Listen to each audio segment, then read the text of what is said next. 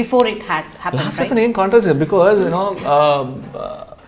being called the best couple on screen, best anchoring couple on screen for a long time. Different people came and told ఇద్దరు చాలా బాగున్నారు. We carried off. Basically for her, she had no idea what the industry is. She never wanted to become an anchor. Okay.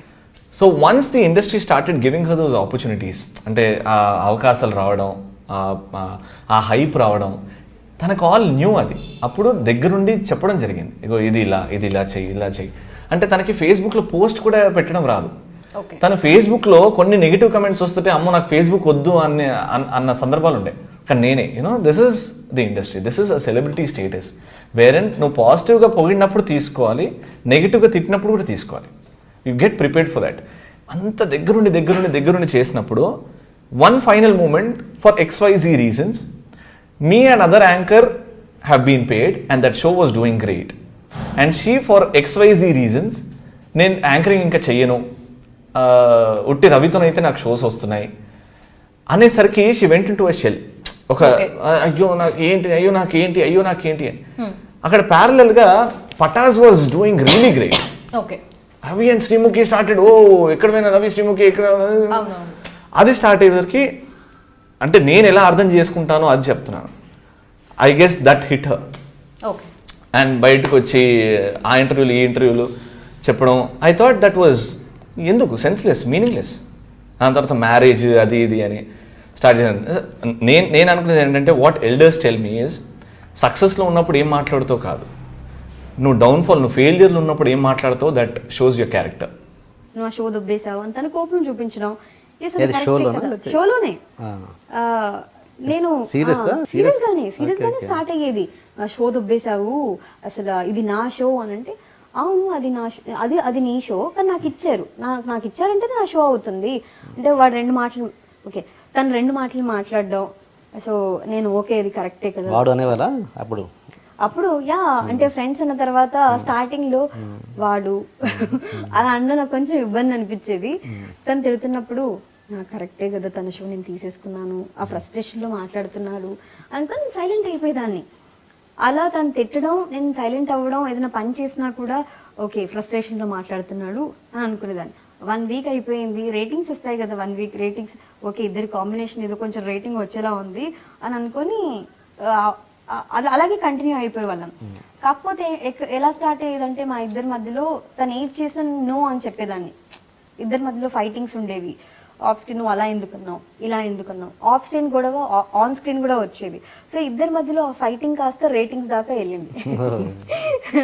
So అలా rating వచ్చేసరికి ఇద్దరు combination work out అయ్యింది అనుకున్నాం. దాని తర్వాత ఓసీ అని తను స్టార్ట్ చేయడం, ఓరి అని నేను స్టార్ట్ చేయడం. సో ఆ కాంబినేషన్ అలా హిట్ అయింది. దాన్ని కెమిస్ట్రీ అన్నారు వాళ్ళు. కెమిస్ట్రీ అంటే ఇదేనా అప్పుడు తెలిసింది నాకు. మామూలుగా ఒక యాంకర్ పని చేస్తే ఎదుటోడు రివర్స్ కౌంటర్ వేయడం ఉన్నది రెగ్యులర్ గా జరిగే ప్రాసెస్. కానీ మీ ఇద్దరు కాంబినేషన్ లో ఆయనే పంచులు వేస్తుంటాడు, మీరు జస్ట్ రిసీవ్ చేసుకుంటుంటారు. లేదు అంతేనా? అట్లా అంటే ఎలాగ నేను దాన్ని ఒప్పుకోను అసలు. ఇప్పుడు ఎదుటి వాళ్ళు పంచ్ చేసినప్పుడు నాకు కూడా నోటి దాకా పంచ్ వస్తుంది. సో పంచ్ వేసే ముందు నేను ఒక క్షణం ఆలోచిస్తా, నా ఫ్యామిలీ చూస్తుంది, సో నేను అలా మాట్లాడితే వాళ్ళని యాక్సెప్ట్ చేస్తారో లేదో తెలియదు. ఓ పని చేశాడు కదా, ఓకే నేను నాలాగా ఉండాలి అంటే బూతులు వచ్చేస్తాయి నోట్ల నుంచి, అంటే ఎంత అన్నా కూడా మన కంట్రోల్లో ఉండాలి అని ఫీల్ అయ్యేదాన్ని. కానీ పని చేస్తేనే కరెక్ట్ అని అప్పుడు నాకు తెలిసేది కాదు. పంచ్లో ఆపుకునేదాన్ని, కొంచెం వద్దులే ఎందుకు మనకివి, అలా నేను సైలెంట్ అయిపోయేదాన్ని. ఇప్పుడు మేము సంథింగ్ స్పెషల్ అంటే అది 1.5 hour లైవ్ షో. రికార్డింగ్ షోలో అనుకోండి ఏరా పోరా అంతవరకు ఓకే. ఏదైనా పంచ్కి మనం పంచ్ వేసినా కూడా అది బ్యాడ్ అనుకోండి కట్ చేసేసుకోవచ్చు, మంచిది అనుకోండి పనికి వస్తుంది. లైవ్ షోలో మనం ఒక పంచ్ వేసిన వెంటనే ఇంకో పంచ్ వేస్తున్నాం అంటే అది కరెక్ట్ రాంగ్ అని ఆలోచించడానికి టైం పడుతుంది. సో లైవ్ షోలో ఏదైనా మాట్లాడితే తప్పు అయిపోద్దేమో అని ఒక విషయంలో సైలెంట్ అవ్వాల్సి వస్తుంది. సో అందుకు నేను వద్దులే ఇది లైవ్ ప్రాక్టీస్ కావాలి కొంచెం, అంతేనా? లైవ్ లో నాకు ఏదైనా బూతులు మాట్లాడుతున్నామేమో, ఇంతవరకు మాట్లాడితే చాలు. పంచ్ వేయడం నాకు బూతులు మాట్లాడడం అని నాకు నచ్చదండి. అంతే. బూతులు మాట్లాడేవాడా? నాకు తెలియదు. నాకు తెలియదు అది. Because Ravi as a person ఎప్పుడు కూడా ఇమేజ్ గురించి ఎప్పుడు ఆలోచించలేదు. నా ఇమేజ్ ఇట్లా ఉండాలి, I want people to think only good about me. Okay. As a person ప్రతి ఒక్కరి లైఫ్లో ప్రతి ఒక్కరి జీవితంలో దిస్ నెగిటివ్ అండ్ పాజిటివ్. అది జనాలు ఒప్పుకోరు. Everyone wants to be a hero in the movie. ఆ హీరో ఎలా చేస్తే అలా ఉంటాడు అని. కానీ ఎదురుగా విలన్ ఉంటేనే ఆ హీరోకి హైప్ వస్తుంది. సో ప్రతి ఒక్కరి లైఫ్లో నెగిటివ్ థాట్స్, పాజిటివ్ థాట్స్. ఒకడు హార్ట్ నుంచి ఆలోచిస్తాడు, ఒకడు బ్రెయిన్ నుంచి ఆలోచిస్తాడు. ఓకే. జనాలు అది టీవీలో వచ్చేటప్పటికి on a public platform they believe that నా గురించి మంచే తెలియాలి బయటికి అని. బట్ నేను ఏదున్నా ఓపెన్ బుక్. నేను ఇట్లుంటా బై, నేను ఇట్లనే ఉంటా. నేను తప్పు చెయ్యను, తప్పు చేస్తానని నాకు తెలిసినంత వరకు నేను చేయకుండా ఆపను, ధైర్యంగా చేస్తాను. నేను ఎప్పుడు నా గురించి నా ఇమేజ్ ఇలా ఉండాలి, నా ఇమేజ్ ఇలా ఉండాలి. No, if a girl is comfortable I can hold her, I can pull her close, I can dance with her unless and until she has a complaint over it. Okay. Complaint అయింది, లేకపోతే తనకు నచ్చట్లేదు, I stop it there and then. వాళ్ళకి ఆ comfort జోన్లో ఉన్నారు, I can do it, yes I can do it. Okay. అది నేను నమ్ముతా. And once the camera starts, it's the actor in you which comes out. So you not playing your own self. And నేను బయట ఎలా ఉంటానో టీవీలో కూడా అలానే ఉంటాను. మీరు పటాస్లో చూస్తున్నారు కదా, బయట కూడా రవి అలానే ఉంటాడు. మనుషులు ఎలా ఉన్నారు అనేది అర్థమైంది. ఇండస్ట్రీ ఇది ఒక డిఫరెంట్ ప్రపంచం. మనం మనలాగా అని చెప్పచ్చా అంటే నాకు ఒక డిఫరెంట్ ప్రపంచం అనిపించింది. ఇక్కడికి వచ్చిన తర్వాత ఆలోచించి మాట్లాడాలి, ఆలోచించి స్టెప్ వేయాలి. మనకి నచ్చినట్టు ఉండొచ్చు, కానీ నచ్చినట్టు ఉండే దానిలోనే కొన్ని కంట్రోల్ చేసుకోవాలి. చాలా ఎమోషన్స్ని కంట్రోల్ చేసుకోవాలి. ఇక్కడ కోపం వస్తే కోపం రియాక్ట్ అవ్వకూడదు, ఎందుకంటే నీకు ఆ కోపమే ఆపర్చునిటీ మిస్ చేస్తుంది. నువ్వు ఎంత ఓపిక్గా ఉంటే నీకు అన్ని ఆపర్చునిటీస్ నీ దగ్గరకు వస్తాయి అన్న విషయం నేను 1 yearలోనే తెలుసుకున్నాను.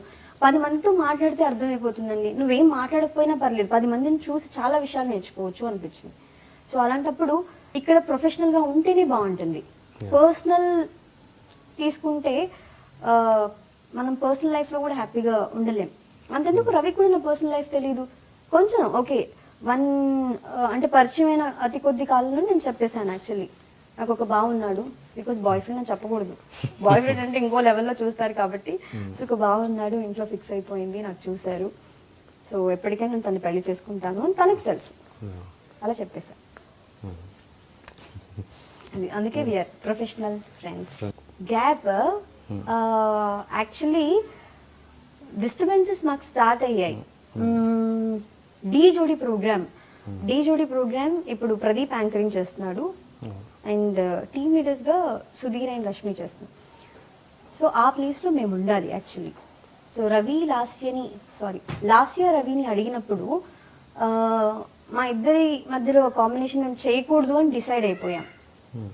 ఎందుకంటే నాకు లాస్య రవి కాంబినేషన్ అంటే ఇంకా నేను ఫ్రస్ట్రేట్ అయిపోయా. ఎక్కడికి వెళ్ళినా కూడా లాస్య రవి అంటూ ఉంటే బాగుంది, కొంతవరకు చాలా బాగుంటుంది. అంటే లాస్య రవి లేకుండా చేయలేదా? నాకు ఇండివిజువల్ రికగ్నిషన్ కావాలి, నేను ఏదైనా చేయగలను. ఊరికే లాస్య రవి అంటే వద్దు నాకు ఇది. అది కాకుండా ఇంట్లో కూడా నా ఫ్యామిలీ పరంగా ఆలోచిస్తే వద్దు, ఈ రూమర్ ఎక్కువ అయిపోతుంది. They way people talking about me, అలా ఎలా చేస్తావు. నాకు తనకి మధ్యలో నాకు తెలిసిన ఒక స్టోరీ, తనకు తెలిసిన ఒక స్టోరీ, యాక్చువల్గా జరిగింది ఒక స్టోరీ. 3 ఉన్నాయి. సగం నాలెడ్జ్తో ఒకరు చెప్పేది ఇంకో స్టోరీ. మీరు ఒకటే సైడ్ తను చెప్పిన స్టోరీ విన్నారు, నేను దానికి రియాక్ట్ అవ్వట్లేదు, నేను దాని గురించి మాట్లాడదలుచుకోలేదు. అండ్ జరిగిన స్టోరీ మీకు తెలియదు.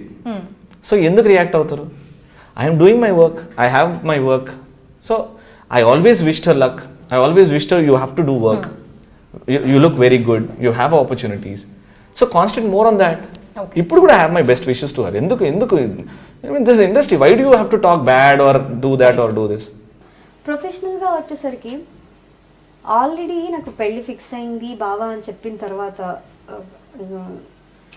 ఒక మ్యారీడ్ అబ్బాయి లవ్ ప్రపోజ్ చేయడం, నువ్వంటే నాకు ఇష్టం అని చెప్పడం, నీకోసం నేను ఏదైనా చేస్తానని చెప్పడం, నా వైఫ్కి డివోర్స్ ఇస్తానని చెప్పడం, నాకు అది కరెక్ట్ కాదనిపించింది.